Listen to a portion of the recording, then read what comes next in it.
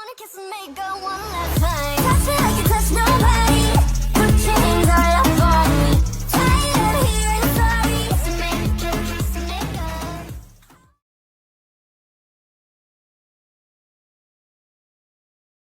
Hey guys, Cuddly Howers here, and today I wanted to make a video about some basic things that if you have an ESSA, you should know before getting into the ESSA community. Now, every community fandom has toxic things that happen, things that are frustrating, and people steal, and all these things. And a lot of people have a lot of questions to ask about the ESSA community, so I am here to answer them today. The first question being, what is an ESSA? An ESSA stands for Emotional Support Stuffed Animal. It can be any stuffed animal. It doesn't have to be a Douglas dog brand. It can be a war brand, Living Nature, Wild Republic, or even cartoon plushies like FNAF or Pokemon or My Little Pony. Long as they give you comfort, that is what matters. ESSAs are not just for disabled people or people with mental health. They're literally for everybody. They're for everybody, whether you're a kid or a teenager or an adult. It doesn't matter what you identify as, doesn't matter what disability you have, because anybody can have an ESSA because it is a comfort item, like a squishy or a fidget. It gives you comfort and provides you comfort. Another question that people ask is, why do people have ESSAs? Now, people have ESSAs for various reasons. One being whether mostly it's for anxiety, social anxiety, and it helps by the fur, by giving it tactile stimulation, and some plushies that are weighted in the paws kind of give you a feel that they're kind of like a real dog.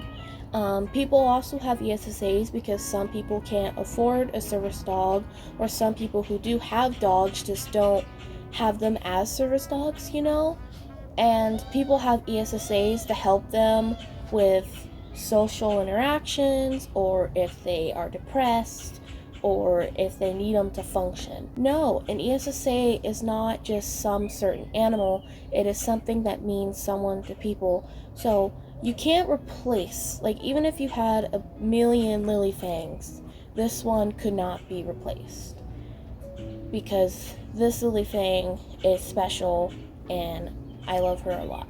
People also have ESSAs because of whatever they're going through, and they need someone there, whether they have family issues or loneliness or trauma. Me personally, I have an ESSA because of trauma, ADHD, anxiety, social anxiety, and I just got out of my depression, but I still have depression I had depression when I got Lily Fang.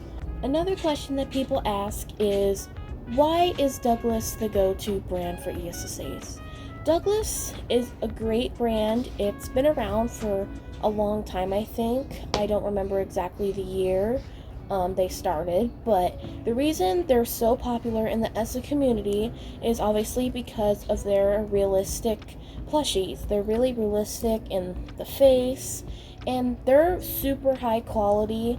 Like, most plushies do not have the type of fabrics and the type of material feel that these Douglases have. It just makes them feel like they're real animals in a way, and they have multiple different textures, and they're good for sensory, and they're also just perfect size. Like, they're 16 inches and have weighted, so basically they're all the qualities that most people who are looking for ESSAs have. Now, like I said, Douglas doesn't have to be your ESSA. Your ESSA is anything that gives you comfort, but most people in the ESSA community, including me, find comfort in Douglas because of the quality and the feel and just the overall connection you can have with them. Do you have to customize your ESSA, and what is the actual extent to customizing them? So customizing your ESSA could be as simple as making a muzzle bracelet for them, maybe add paw beans, or even color the fur. And for me personally, I like to go a little extreme with my ESSAs, like give them horns, or, well, this Lily isn't really the best example, but I have Millie Daydream, who is weird core and has eyes all over her face. Lily has some wings, and a lot of people see it as hate because I ruin them, I ruin my plushies, and it just is a problem. But honestly, it is your ESSA. You can do what you want with them, and it doesn't matter as long as you love them, and that's what matters. The thing that people ask me a lot in this community is, where do you get ESSAs? Now, like I said before, ESSAs don't have to be Douglas, but I'm pretty sure that's what you're talking about. So most of my ESSAs, aka my Douglas dogs, I get them all off Amazon. They're about $30, some are $40, $50. It just depends which ones. Some go out in and out of stock a lot, which is kind of annoying, but that's just because they're in such high demand.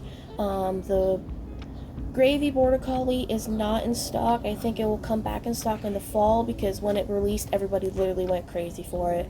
So I don't know when they're going to come back in stock with that. I am looking for the Chief German Shepherd, but I just can't seem to find him in a lower price that I can afford, but there's that. I have to film content to have an ESSA.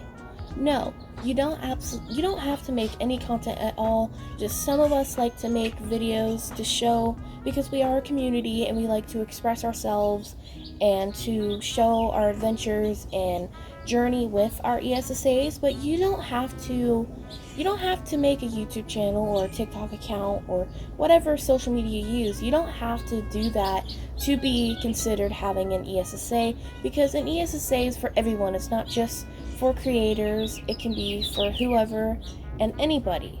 The thing that people often ask is an ESSA childish? No. Having a stuffed animal for comfort is not childish at all.